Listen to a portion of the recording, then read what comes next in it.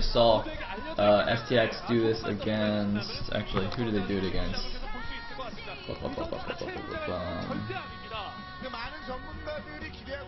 Oh yeah, no, it was actually last match because the game switching thing actually resets between rounds. So for those of you who are guessing like what games each players will be playing, looks like we have Jaehoon from teammate. So for those, because you know there's the rule in Pro League where you have to switch between Brood War and StarCraft 2 matches, or playing StarCraft 2 and StarCraft Brood War in between matches. That gets reset every round. So for today, like anybody from these teams can play either game. So actually the last match of STX Seoul was against CJ, that was over the weekend, and they actually let out with Mini, BoguS, and Last, like their top 3 Brood War guys, and yet they still lost the Brood War set, so that was quite amusing. I'm interested to see if they try something similar again here.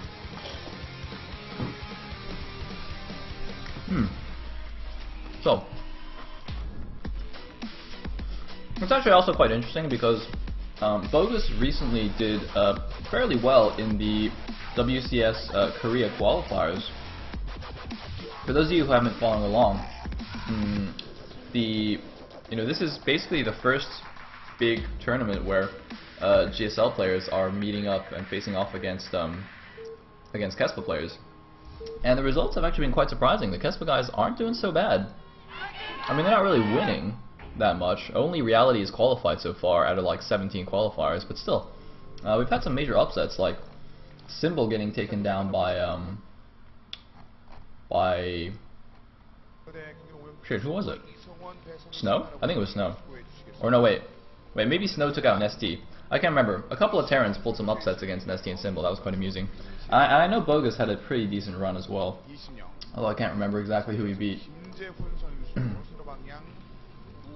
Anyway, this is not StarCraft 2, this is Brood War, and we are on Sniper Ridge in the bottom right as the teal Protoss. We will have Jaehoon. In the top right as the red Terran, we will have BoguS. Let me just quickly update the overlay. Man, I had a lot of things to say at the beginning of the game today. Quite uncharacteristic. I'm also surprisingly awake. I don't know what happened. I guess I just woke up at the right time in the sleep cycle, or whatever. Okay, BoguS, Jaehoon, yeah, fighting!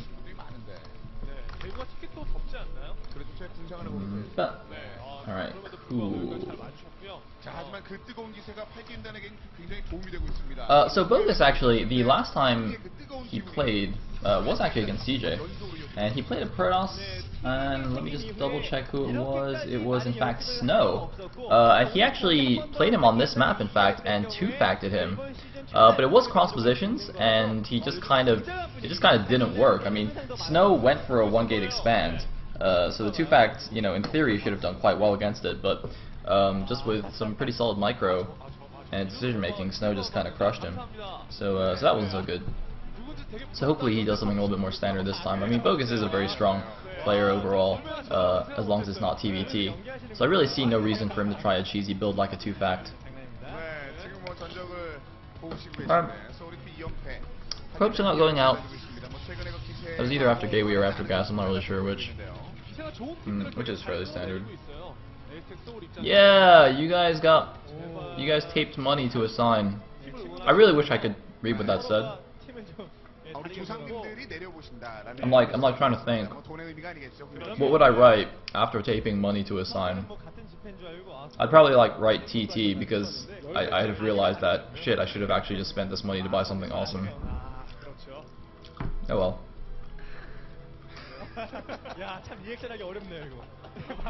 This is very interesting. Using a probe to block because he's actually getting a Zealot. I was gonna say this is actually very uncommon because even if you do get the block off, like usually Protosses skip that first Zealot and they go for the Dragoon first, so it takes a while anyway, and you can't hold position a worker in Brood War like you can in StarCraft 2, so you have to manually be microing that probe to make sure it doesn't go off the ramp, which is really, really hard. That's actually like so annoying to do, and oh my goodness, Jaehoon is going proxy gate DTs. He's going to build one gateway there, and then build the Templar Archives in his main, and he's going to build a DT like so close to BoguS' base. And by the way, notice that he didn't, I don't think he actually scouted BoguS. I think he knows where BoguS is because of the timing of the SCV scout, and because he saw nothing in the bottom left. He knew that BoguS was in close positions, so that's why he's building it there. And whoa! Look at this BoguS! He suspects something sneaky. Look at this. That Probok, as I said, followed by the Zealot, is extremely rare. When you see that as a Terran, or even as a Protoss, or as a Zerg, I guess, but one basing in PvZ is kind of ridiculous. You should always just check everywhere for proxies. It's like, you know, build detection. That is the key thing. If your worker gets blocked, build detection, because it is almost certainly going to be a DT rush. There is a small chance that it could be like a proxy Robo Reaver. But, you know, I mean, if you get turrets anyway, then it helps you against both Reavers and DTs. So, build an engineering bay, Terrans, when you see this. Now, it looks like BoguS was just going for an FD anyway. He's going to poke out of his main a little bit. He has no idea that those gateways are. His SCV is still running around the map, like, trying to figure out what the hell is going on. But little does he know, DTs are incoming. Oh man, okay, this is actually going to be very interesting. By interesting, I mean my stream's gonna get effed up here.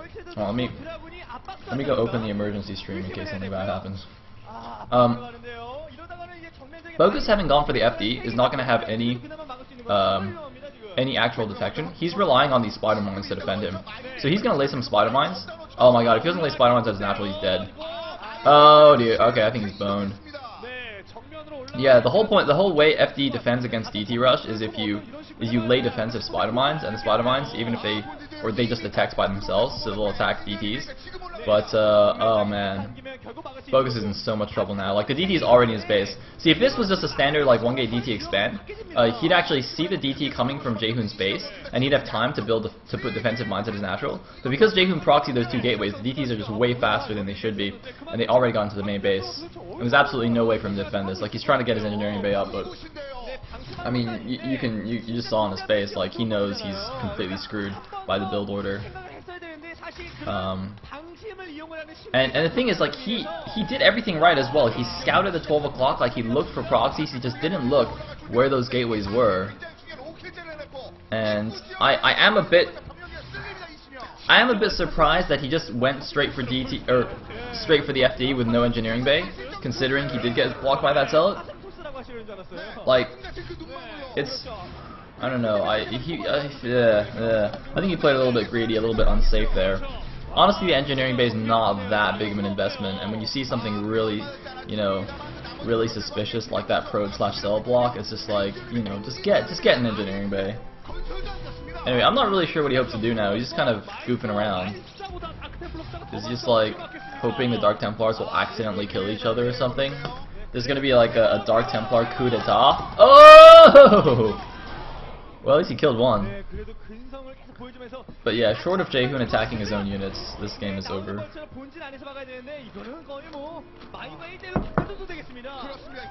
Dark Templars, man, they're pretty good. I can hear all the Terrans in the chat just crying out in pain and anger. GG from BoguS. And Jaehoon takes the game.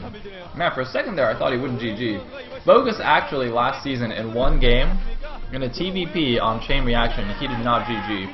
He 1-rax expand and the other guy like proxy robo elevator dropped him. He was so mad, he left the game. The thing is that you're actually required to GG by Kespa rules, so if you leave the game with no GG, your team actually gets penalized 1 point.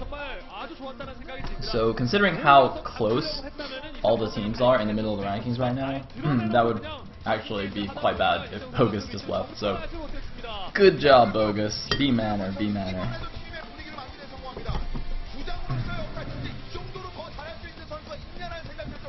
Anyway.